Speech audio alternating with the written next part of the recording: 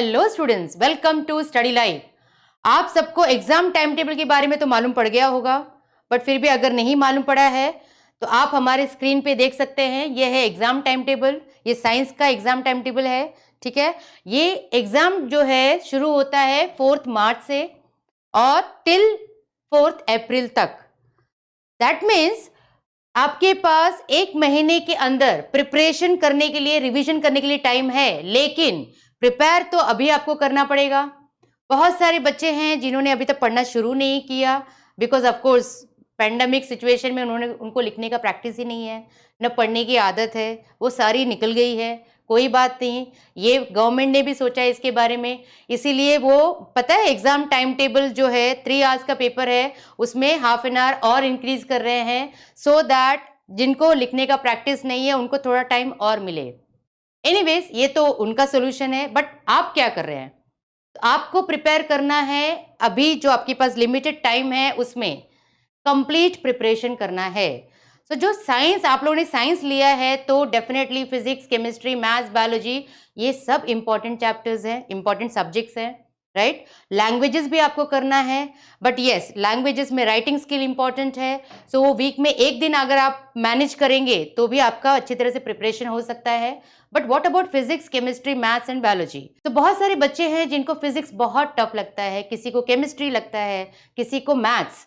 ठीक है, तो ये उनके लिए डिफिकल्ट एरिया होता है, तो उसी में वो डर जाते हैं बिकॉज बहुत सारे न्यूमेरिकल्स होते हैं। तो कोई बात नहीं बच्चों, अगर जिसने अभी तक पढ़ना शुरू नहीं किया है, अगर वो अब भी पढ़ना शुरू करें तो मैं उनको टेक्निक बता सकती हूँ जिससे वो बहुत अच्छा स्कोर कर सकते हैं। आपका 75 to 85% कहीं नहीं गया अगर आप अब से भी फोकस करो कि यस, मुझे पढ़ना है और बोर्ड एग्जाम में डेफिनेटली बहुत अच्छा स्कोर करना है, राइट। तो बच्चों, इसमें हम क्या करेंगे, पहले तो मैं आपको बताऊंगी कि पेपर पैटर्न के बारे में। ठीक है, बहुत सारे बच्चे पढ़ना शुरू करते हैं बट उनको समझ में नहीं आता कहाँ से शुरू करूं, राइट। तो जब आपको पेपर पैटर्न मालूम होगा और आप उसकी तरीके से शुरू करेंगे तो आपको डेफिनेटली उसमें बहुत हेल्प होगा। ठीक है, तो चलो बच्चे देखते हैं कि हमारा पेपर पैटर्न क्या है। तो बच्चों, पेपर पैटर्न में पहला होता है सेक्शन ए, राइट। सबको ये पता होगा बट फिर भी थोड़ा डिटेल में हम इसको देखेंगे। यहाँ पे आप देखोगे जैसे क्वेश्चन नंबर 1, ठीक है, क्वेश्चन नंबर 1 जो होता है कंप्लीटली एमसीक्यूज टाइप क्वेश्चंस होता है, राइट। और ये कितने क्वेश्चंस होते हैं देखो यहाँ पे 1 to 10। सो 1 to 10 एमसीक्यूज होता है, 1 मार्क ईच।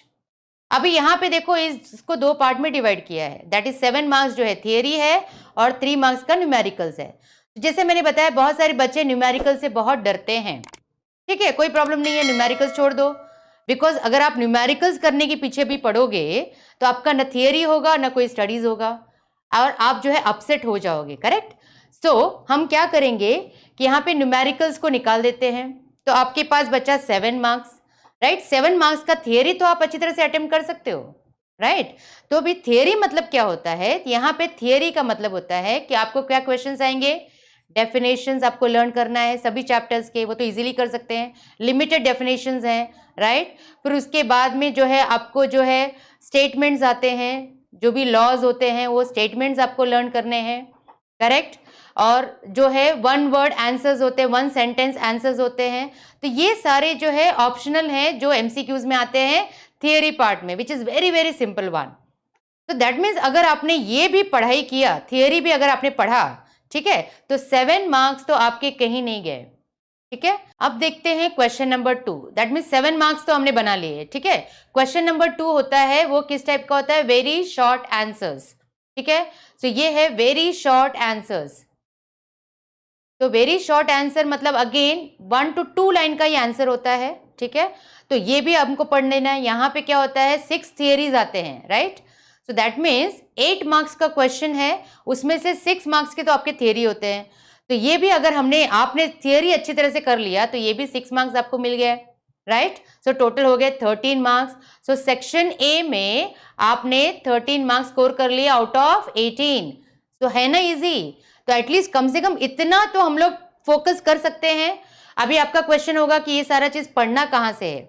यस, तो इसके लिए जो है क्वेश्चंस हमारे लिंक में आपको मिलेंगे, ठीक है। Important MCQs, one mark one word answers, ये सारे आपको मिलेंगे, आप उसमें चेक कर सकते हो, प्रैक्टिस कर सकते हो, राइट। हमारे वेबसाइट पे दैट इज study.live वेबसाइट है, वहां पे जा करके भी आप क्वेश्चंस चेक कर सकते हो। तो ये हो गया सेक्शन ए पार्ट। अभी आता है पेपर पैटर्न में section B. Section B students, ये जो है question number 3, right. So question number जो 3 है, इसमें जो है 8 क्वेश्चंस होते, 8 अटेम्प्ट करने होते हैं, राइट। तो ये शॉर्ट आंसर्स होते हैं, मतलब ब्रीफ आंसर्स आपको लिखने होंगे, may be length of half page का होगा आंसर्स। तो इसमें भी जो है 7 थियरी और 5 न्यूमेरिकल्स। चलो मैंने अगर मान लिया कि मुझे न्यूमेरिकल्स करना ही नहीं है क्योंकि मेरे लिए बहुत टफ हो रहा है, कोई बात नहीं, कम से कम 7 थियरी तो कर सकते हैं, फिजिक्स के लिए पार्ट है, ठीक है। तो 7 थियरी अगर करते हो और सपोज अच्छा आपने थियरी प्रिपेयर किया है, so that means 7 into 2 marks each है, मतलब 14 मार्क्स आपको यहाँ पे भी मिल गए, करेक्ट। सो पहले के 13 और यहाँ पे 14, मतलब हो गया 27 मार्क्स, आपने इजीली बना लिया, मतलब बहुत टफ नहीं है। कभी कभी क्या होता है ना, बच्चे जब एक आंसर्स पढ़ते हैं, न्यूमेरिकल्स करने जाते हैं, फॉर्मूला याद नहीं होता है, सो दे गेट अपसेट, फिर वो बोलते हैं अरे मुझसे होगा ही नहीं। तो डोंट वरी, पहले थियरी पे कॉन्सेंट्रेट करो। तो ये हो गया question number 3 students, that is section B का। देन उसके बाद में सेक्शन सी आता है, ठीक है।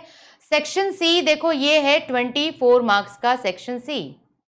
सबके लिए टाइम मैनेजमेंट भी बहुत इंपॉर्टेंट है, वो भी मैं आपको बताऊंगी कि किस तरह से टाइम मैनेजमेंट करना है। फिलहाल तो हम सिर्फ पेपर पैटर्न की बात कर रहे हैं, ठीक है। तो ये जो है क्वेश्चन नंबर यहाँ पे जो है 15 to 16, ठीक है, ये नंबर्स हैं।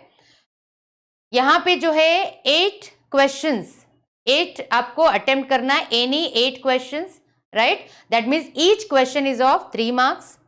ये भी शॉर्ट आंसर्स है, सेकेंड पार्ट ऑफ इट। इसमें 7 थियरीज होता है स्टूडेंट्स, दैट मीन्स 12 में से 8 ही अटेम्प्ट करना है। तो यहाँ पे ऑप्शंस भी बहुत अच्छे हैं, बिकॉज 7 थियरी 5 न्यूमेरिकल्स, कितने हो गए, 12 क्वेश्चंस में से 8 आपको ऑप्शन में लेना है।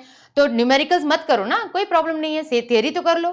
थियरी आपका 7 क्वेश्चंस इजीली प्रिपेयर्ड हो रहा है, अगर आपने अच्छी तरह से कर भी लिया, ठीक है। तो 7 इंटू यहाँ पे भी जो है 3 मार्क्स ईच है, तो कितने हो गए, 21 मार्क्स आपने स्कोर कर लिया। तो ये भी बहुत ही अच्छा है, दैट मीन्स परसेंटेज देखो डेफिनेटली इंक्रीज हो जाएगा। अगर आप सिर्फ थियरी भी कर रहे हो तो काफ़ी अच्छा परसेंटेज आप स्कोर कर सकते हो, डेफिनेटली 85 प्लस हो सकता है, ठीक है। तो ये देखो सेक्शन सी पार्ट हो गया। सो दैट मीन्स अभी तक जो है कितना हो गया कंप्लीटली, इसके पहले जो हमने किया था दैट इज सेक्शन ए। अभी हम टोटल करके दिखाएंगे आपको कि कितना आपने स्कोर किया है, ठीक है। चलो अभी देखते हैं सेक्शन डी पार्ट में स्टूडेंट्स, राइट। सेक्शन डी जो है ये 27 to 31 क्वेश्चन तक होता है, ठीक है। ये होता है लॉन्ग आंसर्स, ठीक है। लॉन्ग आंसर्स यहाँ पे सिर्फ 3 ही क्वेश्चन अटेम्प्ट करने होते हैं। अभी लॉन्ग आंसर्स में किस टाइप के हो गया, डेफिनेटली मोर ऑफ डेरिवेशंस, फॉर्मूले बेस्ड क्वेश्चंस, न्यूमेरिकल्स वैसे ही होते हैं। अच्छा, यहाँ पे अभी हम क्या कर सकते हैं, यहाँ पे जो है 3 questions which carry 2 marks theory, ठीक है, एंड 2 मार्क्स न्यूमेरिकल्स। चलो अभी मैं मानती हूँ कि यहाँ पे हमने न्यूमेरिकल्स को टच भी नहीं किया थ्रू आउट, राइट। सो तो भी 2 marks theory, that means 3 into 2 कितने हो गए, 6, राइट। सो यहाँ पे जो है 6 मार्क्स हमने यहाँ पे भी बना लिए।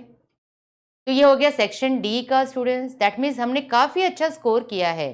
तो अगर हम देखें यहाँ पे, तो you can just make the total of it.